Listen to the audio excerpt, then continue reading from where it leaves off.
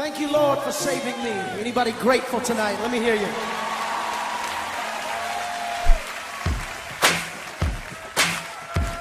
Put your hands together.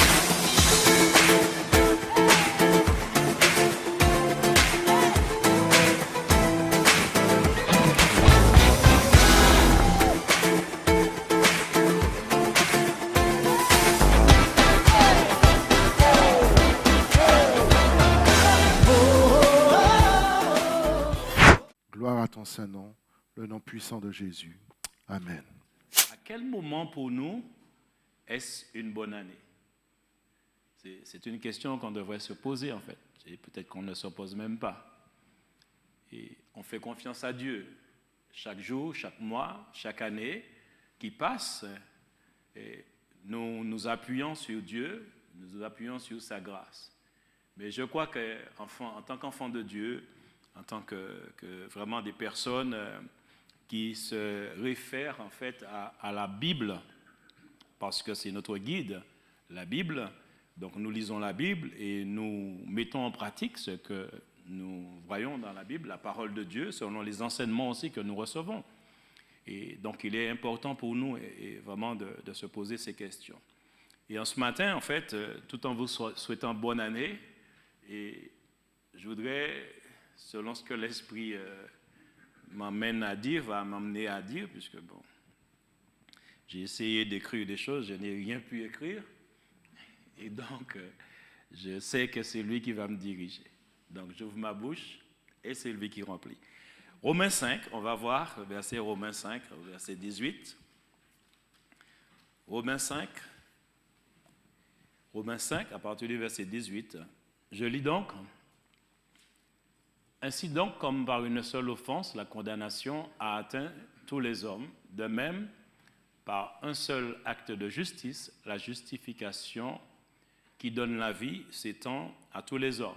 Verset 19, car comme par la désobéissance d'un seul homme, beaucoup ont été rendus pécheurs, de même par l'obéissance d'un seul, beaucoup seront rendus justes. Verset 20, or la loi est intervenue pour que l'offense abondât. Mais là où le péché a abondé, la grâce a surabondé. Afin que, comme le péché a régné par la mort, ainsi la grâce régna par la justice pour la vie éternelle, par Jésus-Christ notre Seigneur. Bien, en lisant ainsi, effectivement, on peut dire qu'il y a beaucoup de choses à dire, et c'est peut-être même un peu compliqué à comprendre des fois, mais bon, moi j'aime rester simple, j'aime laisser l'Esprit de Dieu me conduire à rester simple. Donc j'ai lu tous ces 4 versets, mais c'est juste pour parler et par rapport au verset 20, qui dit « Mais là où le péché a abondé, la grâce a surabondé. » Là où le péché a abondé, là où le péché a fait du dégât, là où le péché, en fait, a empêché à certaines personnes d'être libres, là où le péché a réduit des gens, en fait, esclaves vis-à-vis, on va dire, du péché, mais aussi de la maladie et bien d'autres choses encore. Nous savons qu'il nous est dit au verset 12 de ce même chapitre de Romains 5, c'est pourquoi, comme par un seul homme, le péché est entré dans le monde, et par le péché, la mort. Et qu'ainsi, la mort s'est étendue sur tous les hommes, parce que tous ont péché. Donc, comme par un seul homme, le péché est entré dans le monde, et ce péché qui est entré dans le monde, ce seul homme, c'est Adam. C'est par Adam que le péché est entré et s'est étendu sur toute l'humanité, Et il dit, par le péché, la mort est venue. La mort s'est installée sur tous les hommes. Mais ce que nous devons comprendre aussi, c'est que le péché qui a introduit la mort, mais la mort est venue avec beaucoup de compagnons. La mort, ici, c'est une puissance. La mort, On va dire, on la représente souvent comme un personnage avec une cape, et soit vêtu tout de noir, avec comment on dit ça? Une fauche. Bon, mais un truc, vous savez. Bon, je connais la faucille, mais c'est la faucille, c'est beaucoup plus recourbé, donc c'est une faux. Et donc, elle est représentée ainsi, la mort.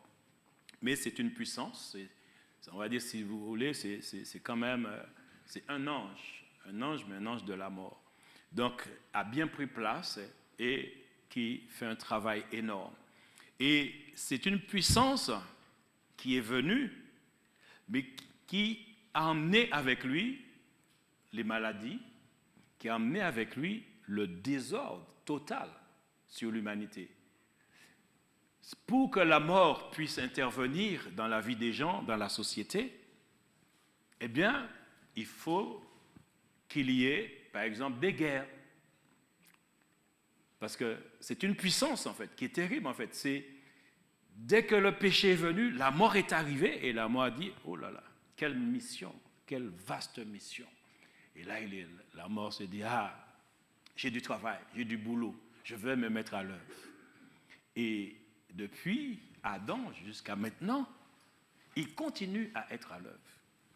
Il continue à être à l'œuvre parce qu'il agit dans le cœur des hommes. Il agit au sein même de toute nation, de toute société, quelle que soit ta religion, quelle que soit ta culture, tu ne pourras jamais empêcher à la mort de remplir sa mission. Personne ne peut empêcher à la mort de remplir sa mission. Il va utiliser des personnes. J'ai regardé les infos en fait, hier. J'ai vu au début d'année, en fait, on a dit qu'il y a 2 femmes qui sont mortes parce que il y en a une, c'est par son conjoint, et l'autre, c'est une femme militaire qui a été assassinée par des coups de couteau. Et donc, on a dit les deux féminicides de l'année, de début de l'année. Et donc, tout de suite, la mort a frappé. Et pourtant, ces personnes, peut-être que le 31, ces 2 personnes, peut-être qu'on les a souhaitées bonne année. Ils n'ont même pas vu le début de l'année. C'est triste. Mais on dit bonne année. Mais combien de personnes à qui on a dit bonne année, le 1er janvier, le 31, à minuit pile, bonne année. Et que durant les 15 premiers jours de l'année, combien qui vont partir?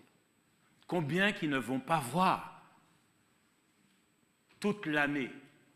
Combien qui seront fauchés par la mort parce que la mort est intervenue à partir du moment que l'homme a péché. La mort est là et la mort fait son job. Il est fidèle. Il est fidèle et il est précis parce qu'il ne rate personne. Quelle que soit la manière, il est précis. Quand il vient, il sait ce qu'il a à faire. Il sait ce qu'il a à faire et il le fait. Et je veux dire qu'il le fait bien. Il remplit son job. Mais nous devons comprendre que la mort, donc, il provoque les guerres, il provoque les conflits, la maladie.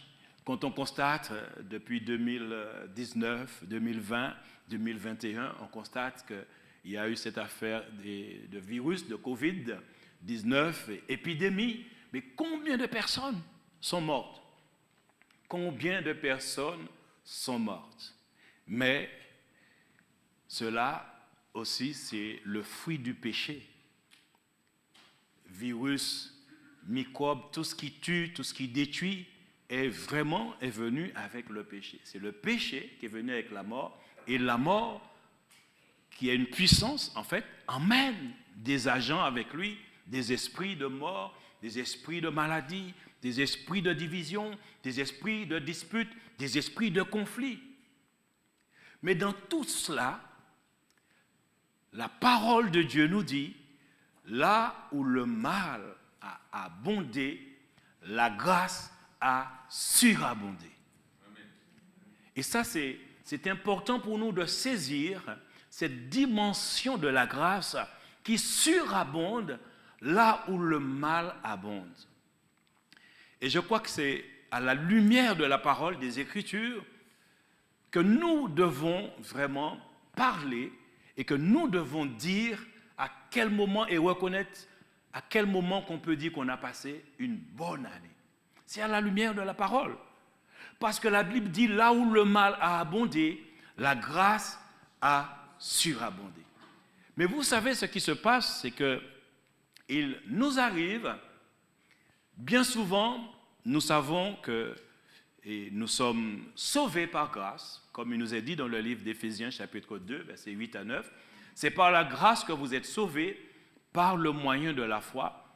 Et cela ne vient pas de nous, mais c'est le don de Dieu. Dieu nous a fait grâce. Il nous a sauvés, puisque nous avons accepté Jésus-Christ, comme la parole nous le dit, dans Jean 1, versets 12 à 13, à tous ceux qui l'ont reçu, à ceux qui croient en son nom, et il a donné le pouvoir de devenir enfants de Dieu, lesquels sont nés, non du sang, ni de la volonté de la chair, ni de la volonté de l'homme, mais de Dieu. Donc, tous ceux qui ont accepté, qui ont reçu Jésus-Christ, donc nous sommes devenus enfants de Dieu, et tout ça, c'est par grâce. C'est Dieu qui vraiment nous a fait cette faveur. Nous n'étions pas de bonnes personnes, loin de là. Nous étions tous pécheurs, même si, pour autant, nous avons peut-être été victimes dans la société, victimes de malversation, victimes de cruauté, de toutes sortes de choses. Même si nous sommes des victimes, nous demeurons quand même des pécheurs. Et donc, quelqu'un qui pense en fait qui n'a rien fait du tout, qui n'a pas fait de mal, mais qui plutôt a été victime, se demandera, mais pourquoi dois-je demander pardon à Dieu alors que c'est moi qui suis la victime? Mais ce n'est pas parce qu'on a fait des choses qu'on est pécheur, mais c'est parce que nous avons hérité d'Adam et Ève le péché. Et à la source, le diable en fait a séduit Adam et Ève. Il les a séduits et pour que le péché s'introduise sur toute l'humanité. Donc, que nous le voulions ou non, nous sommes tous infectés à cause du péché. Je vais dire plutôt, généralement, l'humanité a été infectée.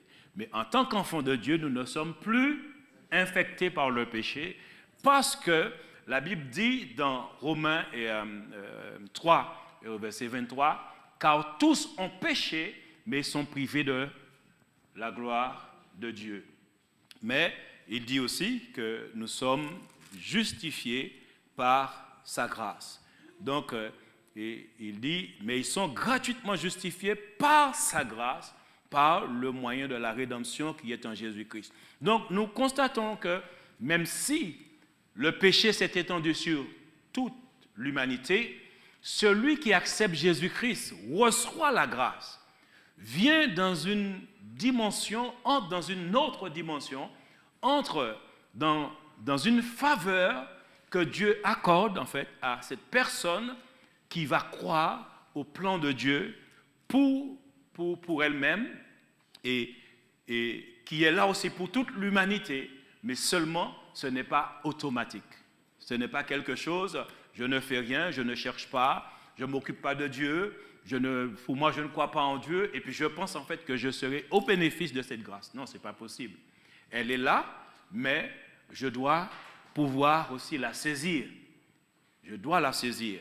Et donc, pour toute personne, effectivement, qui reçoit Jésus-Christ, comme il est dit, donc, car tous son péché sont privés de la gloire de Dieu, mais il dit, et ils sont gratuitement justifiés par sa grâce, par le moyen de la rédemption. La rédemption, c'est le rachat qui est en Jésus-Christ. Jésus-Christ, par sa mort et parce qu'il a versé son sang, nous permet en fait d'être rachetés. Ça, en donnant sa vie, comme il dit, il a donné sa vie en rançon. Il y a un prix qui a été payé pour que nous soyons délivrés de la puissance du péché et aussi de la puissance de la mort. Et ça, c'est la dimension de la grâce. Et à partir de cet instant, toute personne qui est au bénéfice de la grâce de Dieu, nous savons que nous sommes délivrés de la condamnation éternelle. Nous savons que nous faisons route vers le ciel, vers le paradis, et que si nous devions mourir, et au moment où nous avons dit oui à Jésus, et si le soir même nous devrions partir, nous savons que nous n'allons pas dans les enfers, nous n'allons pas dans l'abîme, mais nous allons auprès de Dieu. Et ça, c'est la grâce. Il dit que je n'ai rien fait. On a l'exemple de deux hommes qui sont morts aux côtés de Jésus, deux brigands, deux criminels. Il y en a un qui se moquait même de notre Seigneur Jésus-Christ, et l'autre qui dit, mais n'as-tu pas honte? Nous méritons ce qui nous arrive parce que nous sommes des criminels. Mais lui, il n'a rien fait. Et pour lui, et cet homme, sur la croix, reconnaissait que Jésus n'avait pas péché, Jésus était innocent, et il va s'adresser à Jésus en disant, souviens-toi de moi quand tu viendras dans ton règne. Et Jésus va dire, aujourd'hui même, tu seras avec moi dans le paradis. Ça encore, c'est une dimension de la grâce. Cet homme, en reconnaissant en Jésus, le juste, celui qui va régner, il dit qu'il reconnaît que cet homme-là qui meurt avec lui, et c'est une dimension de foi extraordinaire, parce que tu meurs comme moi, tu es un homme, je te vois, même si j'ai entendu parler que tu faisais des miracles, que tu as fait beaucoup de choses, tu as ressuscité des morts, oui, mais aujourd'hui, moi je meurs sur une croix et tu meurs comme moi-même. C'est pourquoi l'autre brigand, lui, il se moquait, il disait, mais oui, mais tu as fait tout cela, mais si tu es fils de Dieu, sauve-toi et puis sauve-nous, on se fait la malle. Montre-nous, mais oui, tu es fils de Dieu, tu as autant de pouvoir et tu meurs comme nous, mais non.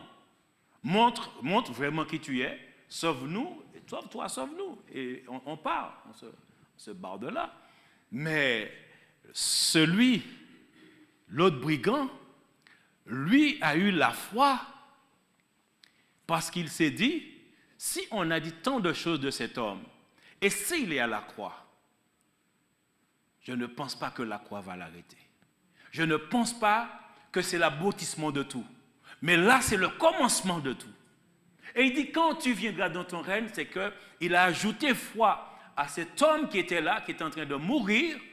Et donc, il a ajouté foi et il a dit, souviens-toi de moi. Et Jésus lui a dit, aujourd'hui même.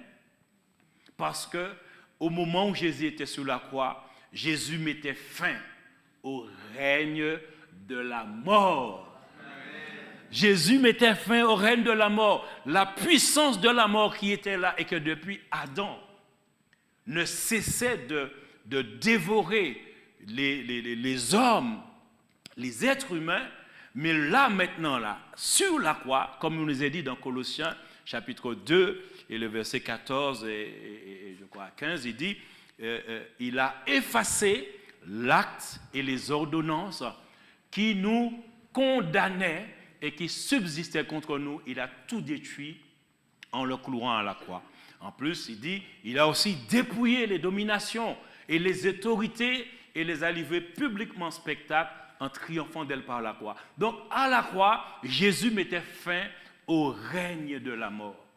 Il mettait fin au règne de la mort. Ce qui veut dire que la mort qui vient avec tout cortège de maladies, conflits, querelles, disputes, toutes ces choses-là, Jésus à la croix met fin à ce règne. C'est pourquoi Jésus, lorsqu'il était vivant sur terre et qu'il avait des amis qui s'appelaient Lazare, Marthe et Marie, et Lazare est mort. Dans Jean chapitre 11, Lazare est mort et Jésus est arrivé après.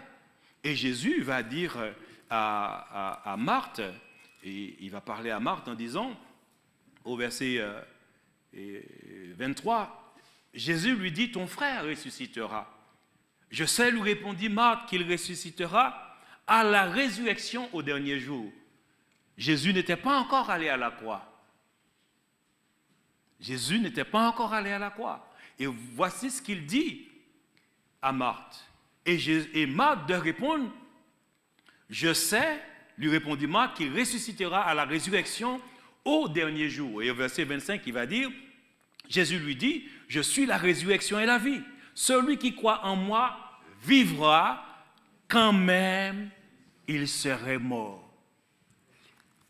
il y a ici la surabondance de la grâce.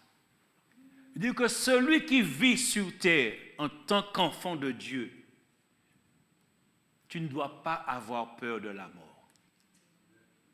Si tu as encore peur de la mort, c'est que tu n'as pas compris la dimension de la grâce. Tu n'as pas compris la profondeur de la grâce.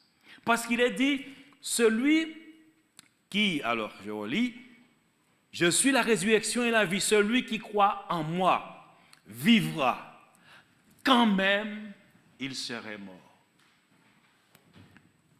C'est important. Quand tu as donné ta vie à Jésus-Christ, c'est pour l'éternité, ce n'est pas pour un jour, ce n'est pas pour 2 jours. Ce qui veut dire que l'enfant de Dieu, quand l'enfant de Dieu tombe, et effectivement, toute personne qui expire, on dit que la personne, elle est morte. Donc l'enfant de Dieu aussi, si on voit son corps tomber, on dit, elle est morte. Mais ceux qui ne connaissent pas Jésus, ceux qui n'ont pas la foi, pour eux, s'arrêtent à ce qu'ils voient. Mais nous, en tant qu'enfants de Dieu, nous ne nous arrêtons pas à ce que nous voyons, parce que la Bible dit, si nous nous attachons à ce que nous voyons, eh bien nous avons cru en vain. Parce que les choses visibles sont passagères, mais les choses invisibles sont éternelles. Or, en Christ, lorsque nous avons accepté Jésus-Christ, nous sommes devenus avec Christ. Je vous laisse le soin de... Il y a beaucoup de versets qui pourraient venir, mais il y a un seul que je voudrais. Alors, il y a une même plante, un seul esprit. Nous sommes devenus avec Jésus-Christ un seul esprit, 1 Corinthiens 6, verset 17. Mais celui qui s'attache au Seigneur est avec lui un seul esprit. Tu es devenu un esprit quand tu as accepté Jésus-Christ. Donc, cet esprit que tu es, parce que tu as été régénéré, comme il nous est dit dans 2 Corinthiens 5, 17, si quelqu'un est en Christ, il est une nouvelle créature, les choses anciennes sont passées, voici, toutes choses sont devenues nouvelles. Donc, en acceptant Jésus-Christ, tu es devenu un enfant de Dieu, mais tu es devenu un esprit vivifiant. Tu vis en Christ. Ce qui veut dire que ton corps, tu dois savoir une chose. Coûte que coûte, ce corps doit retourner dans la poussière. Parce que la Bible nous a dit, dans 1 Corinthiens chapitre 15, qu'il dit encore, verset 50, « Ce que je vous dis, frères, c'est que la chair et le sang ne peuvent hériter le royaume de Dieu. » Mais pourquoi as-tu peur de mourir alors? Oui, pourquoi as-tu peur de mourir? Pourquoi as-tu peur de la mort? La mort n'a aucun intérêt en toi. Parce que tu vis en Christ, parce que tu as un seul esprit avec Christ, parce que la vie est en toi, parce que tu as reçu la vie éternelle. Comme il nous est dit dans Jean 5, au verset 24, où Jésus a dit, « En vérité, je vous le dis, celui qui écoute ma parole et qui croit à celui qui m'a envoyé aura la vie éternelle. » A la vie éternelle. Donc pas aura. Aura, c'est le futur. Si tu avais dit aura la vie éternelle, donc tu n'es pas encore sûr. Tu dois attendre. Tu dois attendre après ta mort pour être sûr. Mais il a dit, tu as la vie éternelle. À partir du moment que tu acceptes Jésus-Christ, tu crois que Jésus, il est Fils de Dieu, il est celui qui a donné sa vie pour nous. À partir du moment où tu crois que Jésus-Christ, c'est lui qui donne la vie, c'est par lui que tu as la vie, tu as reçu, tu as la vie éternelle en toi. Tu as la vie de Dieu en toi. Et donc, tu es dans une dimension de grâce que, en fait, tu ne connais pas encore toute la dimension de la grâce. Et c'est pour ça, en fait, que nous vivons des fois, nous vivons comme des personnes, en fait, qui doutent encore de ce que nous sommes. Parce qu'en fait, nous passons des fois l'année à gémir. Nous passons des fois l'année, des fois nous ressassons même le passé. Nous ressassons le passé. Alors qu'il est dit, là où le mal a abondé, la grâce a surabondé. S'il y a une situation dans ma vie, s'il y a une situation durant l'année, que, par exemple, l'année se termine, mais l'année nouvelle encore, je suis en train de répéter les mêmes choses. Je suis en train de répéter les mêmes choses. Est-ce que la grâce a surabondé vraiment? Donc, ce qui fait, je suis en train de rendre nul ce que Jésus a fait pour moi. Puisque à la croix, Jésus a effacé tout ce qui me condamnait. À la croix, Jésus a donné Satan une raclée avec les démons. D'ailleurs, dans Hébreux 2,14, il est dit, il fallait que Dieu soit homme, il fallait que Dieu puisse venir en tant qu'homme parce qu'il fallait mourir. Et comprenons bien que si Dieu n'était pas venu en tant qu'homme, il n'aurait pas pu mourir. Qui pourrait tuer Dieu, franchement? Qui peut s'aventurer à une telle chose? Mais ce n'est pas possible, c'est même pas pensable. C'est pas pensable. Satan a essayé de détrôner Dieu, il s'est cassé le nez, il s'est cassé la figure, il s'est cassé le tibia, il s'est cassé tout ce qu'il est. Mais il n'a pas pu. Dieu n'a pas bougé le petit doigt. Il nous a dit dans l'Apocalypse chapitre 12 que le dragon a fait la guerre. Mais l'archange Michel, avec les anges de Dieu, ils l'ont précipité hors du ciel, hors du trône. Ils l'ont précipité. Aucune créature ne peut rivaliser avec Dieu. Mais Dieu, dans sa grâce, il se fait homme et il vient pour régler la situation vraiment de l'humanité. Il nous a dit, Hébreux 2 au verset 14, « Ainsi donc, puisque les enfants, donc nous-mêmes, participent au sang et à la chair, lui-même, le Dieu Tout-Puissant, il y a également participé lui-même. » Ce qui veut dire Dieu s'est fait homme. Dieu est devenu homme. Il fallait qu'il ait la chair, qu'il ait le sang, qu'il soit parfaitement homme parce qu'il n'aurait pas pu détruire la puissance du péché. Quel péché qui allait pouvoir atteindre Dieu dans son essence, je veux dire, naturelle? Dieu est esprit, Dieu est un feu dévorant, Dieu est saint. Et j'aime à dire que la puissance de Dieu, c'est sa sainteté.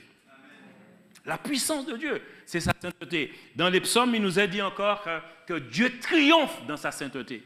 Dieu triomphe dans sa sainteté. Donc, ce qui veut dire que Dieu peut arriver n'importe où. S'il descend, il vient. Même s'il ne vient pas, on ne voit pas un feu. Mais s'il vient, il est là. Sa présence. Je me souviens avec le pasteur, et on était dans un moment d'évangélisation où on louait le Seigneur, où on adorait le Seigneur. Et c'est un pasteur qui aimait louer Dieu, qui donnait vraiment gloire à Dieu. Et il y avait beaucoup de jeunes. C'était en évangélisation à Saint-Joseph, c'est avec le pasteur Vanitou. Et donc, il y avait un moment de louange très fort. J'étais, bien sûr, plus jeune. Et puis, l'Esprit de Dieu, l'atmosphère a changé. Et puis, on louait, on remerciait le Seigneur. Et puis, subitement, il y a une personne qui a commencé à demander pardon. La présence de Dieu seulement. La présence de Dieu dans sa sainteté, il vient. Et ça, c'est la grâce. Quand la grâce est là, tu te vois. C'est une dimension. La surabondance de la grâce te permet de te voir tel que tu es. Et cette personne a commencé à demander pardon à Dieu. Seulement la présence de Dieu qui était là. Or, Dieu ne vient pas pour te condamner. Dieu vient toujours pour te libérer. Vient pour te libérer. Et c'est ce que Jésus fait quand il vient sur la terre. C'est pour emmener la dimension de cette grâce qui libère et qui délivre. Et c'est pourquoi il est dit dans Hébreux 2, verset 14, « Ainsi donc, puisque les enfants participent au sang et à la chair, il y a également participé lui-même, afin que par la mort, il anéantisse celui qui a la puissance de la mort, c'est-à-dire le diable, et qui délivra tous ceux qui, par crainte de la mort, étaient toute leur vie retenus dans la servitude. » Des fois, quand tu as peur de la mort, Satan te tient esclave. Tu as peur de la mort. Il y a des choses que tu ne veux pas faire. Il y a des choses que tu as toujours peur, tu es toujours effrayé, tu es toujours dans la terreur. Satan te tient, tu es esclave. Tu es esclave. Des fois, tu dors et puis subitement, tu sens que ton cœur ne bat plus. Hop là. C'est pas la frayeur à cause de la mort, là. Je ne m'attendais pas. donc tu sais, je dis, Seigneur, tu vois, et je me souviens quand j'étais plus jeune et j'allais encore à l'école primaire. Et je me souviens, et on nous disait, quand on mange quelque chose de chaud, il ne faut pas boire de l'eau après. Parce que ça peut nous tuer, ça peut, on disait, il y a quelque chose qu'on disait, mais ça nous arrête, enfin, mort subite, quoi. Et comme on m'avait dit ça, je me souviens, j'étais pressé, et il y avait un œuf dur bien chaud, je l'ai mangé, et puis je sentais que ça ne descendait pas, tout machin. J'ai pris de l'eau, et puis je suis parti à l'école. Mais sur la route, je me suis rappelé de ça. Je me suis rappelé de cela. J'ai dit, aïe, je vais mourir. et comme ma maman m'a élevé à l'évangile, parce que ma maman connaît le Seigneur dans son âge, et moi-même, elle m'a appris à prier. Donc je connaissais le Seigneur et je sais que Dieu est tout-puissant. Je montais dans le sentier, je me suis mis à genoux au milieu du sentier. Je dis, Seigneur, ne me tue pas, ne permets pas que je meure. Je dis, Seigneur, ne permets pas que je meure. Là, je vais à l'école, garde-moi, s'il te plaît. Garde-moi. Mais enfant, tu vois, on t'a dit quelque chose, tu es dans la frayeur, tu as oublié. Tu as oublié. Mais il est important pour nous de comprendre que nous sommes des enfants de Dieu. Nous sommes vraiment des fils et des filles parce que Dieu nous a donné la vie et il a mis en nous son Esprit Saint, l'Esprit de vie, le Saint-Esprit qui nous accompagne et qui nous aide en fait, chaque jour à nous appuyer sur ce que Jésus a fait à la croix. La surabondance de la grâce dépend de ce que Jésus a fait. Pas de ce que nous faisons, pas de ce que nous avons fait, mais de ce que Jésus a fait. Et quand nous prenons en considération ce que Jésus a fait, nous avons la vie en nous. Alors, il y a une chose que le livre d'Hébreux va dire aussi. Bien souvent, nous nous privons de la grâce de Dieu. Nous n'arrivons pas à vivre cette surabondance de la grâce parce qu'effectivement, il y a des situations qui sont là et qui nous empêchent en fait de croire aux promesses de Dieu. Parce que nous ressassons le passé, parce que nous ressassons des situations, au lieu, en fait, de dire, mais non, Jésus a vaincu la mort à la croix, Jésus a vaincu par sa mort, il a anéanti celui qui avait la puissance de la mort, donc je n'ai plus à craindre, même si on me menace par la mort, je n'ai plus à craindre. Je sais que si je meurs, je sais où je vais, parce que j'ai la vie éternelle. Et pour moi, je dois être ferme dans cette assurance, dans cette conviction.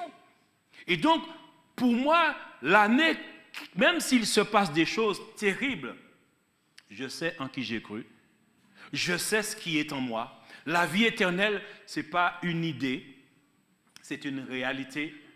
Même si certaines personnes n'y croient pas, mais si toi tu acceptes Jésus-Christ, tu y crois et tu dois continuer de croire jusqu'à ce que le Seigneur soit qu'il revienne, ou bien ce que toi-même, il peut t'enlever. Tu peux partir aussi avant qu'il revienne. Mais tu sais que tu as la vie éternelle et tu as en toi la dimension de la grâce de Dieu. Donc, même s'il y a des situations, tu dois pouvoir être dans cette surabondance de la grâce. Quel que soit ce que tu aies connu dans le passé, quel que soit ce que tu aies vécu, quel que soit ce que tu vis, mais crois que là où le mal a abondé, la grâce a surabondé parce que quelqu'un a payé pour toi. Jésus-Christ a payé de sa vie. Il a versé son sang. Hébreux 12, verset 15, il est dit « Veillez à ce que nul ne se prive de la grâce de Dieu. » On peut se priver de la grâce de Dieu et ne pas vivre la surabondance de la grâce. Et il va même dire à ce qu'aucune racine d'amertume poussant des rejetons ne produise du trouble et que plusieurs n'en soient infectés. Vous savez, nous pouvons passer à côté de cette surabondance de la grâce parce qu'il y a des choses encore qui nous tiennent et captives. Par exemple, on a des problèmes avec des gens. On a des problèmes avec des personnes, peut-être même dans l'église ou en dehors de l'église, et on a du mal à pardonner. On est encore dans l'amertume. Et comme on est encore dans l'amertume, c'était l'année dernière, mais l'année qui arrive, on est encore dans l'amertume. Comment pourra-t-on dire que la grâce a surabondé?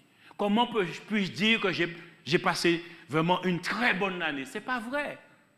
Parce que tu es un enfant de Dieu. Jésus dit, si vous ne pardonnez aux hommes leurs offenses, votre Père non plus ne vous pardonnera pas. Comment peux-tu dire que vraiment tu as passé une bonne année quand tu n'as pas pardonné?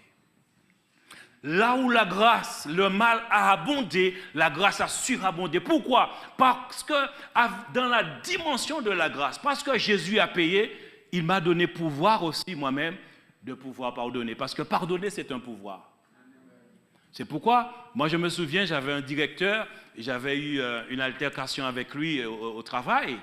Et en tant qu'enfant de Dieu, je me sentais mal, je me disais, mais je n'aurais pas dû. Et puis en fait, j'avais élevé la voix. C'était très, très, très chaud. Et après, le Saint-Esprit en moi me dit, oui, mais ton comportement, même si tu avais raison, mais ton comportement n'était pas convenable. Tu n'as pas rendu témoignage à la vérité. Alors, je prends mon téléphone et je l'appelle, et je dis, monsieur untel, je me suis mal comporté, je n'aurais pas dû. Et effectivement, que je me suis...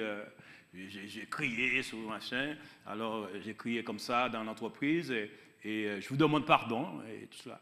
Il m'a dit, mais Jean, c'est Dieu qui pardonne. Et en fait, pour lui et les gens, il y a beaucoup de personnes, en fait, comme ça, qui pour eux, l'homme ne peut pas pardonner et eux-mêmes ne peuvent pas pardonner. Pour eux, c'est Dieu qui pardonne. Donc, ils refusent de pardonner. Mais comme moi, je suis enfant de Dieu et je sais ce que la parole dit, donc il dit, si l'un a sujet de se plaindre de l'autre, et Colossiens 3, et je me souviens du verset, mais il dit qu'il faut se pardonner mutuellement. Si la personne ne connaît pas le Seigneur, la personne ne connaît pas la parole et ne veut pas me pardonner, ce n'est pas un problème. Mais si tu es enfant de Dieu et tu ne pardonnes pas, il y a un problème. C'est un problème. Peux-tu vivre dans la surabondance de la grâce?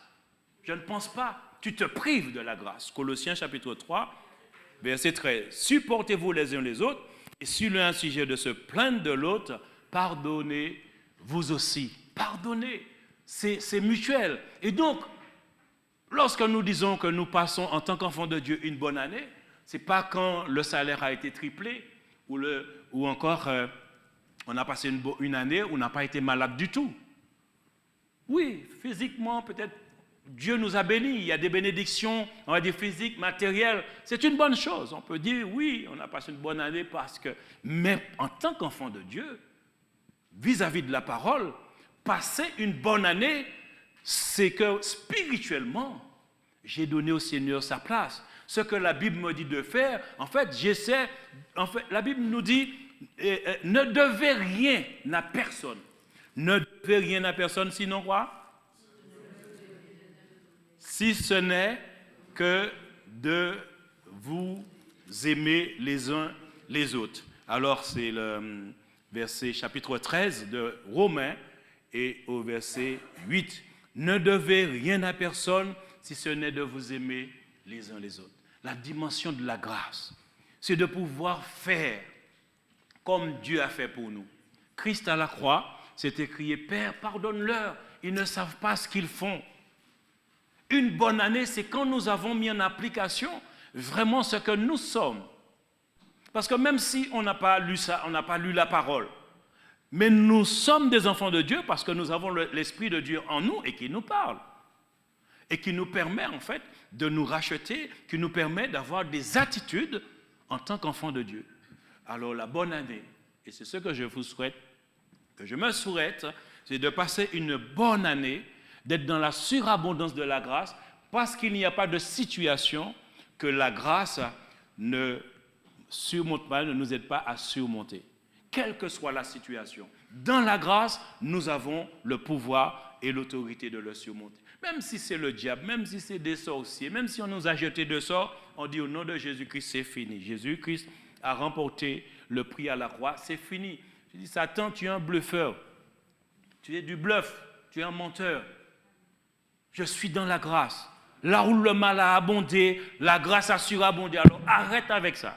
Bon, le micro me cause des frayeurs maintenant. On va s'arrêter.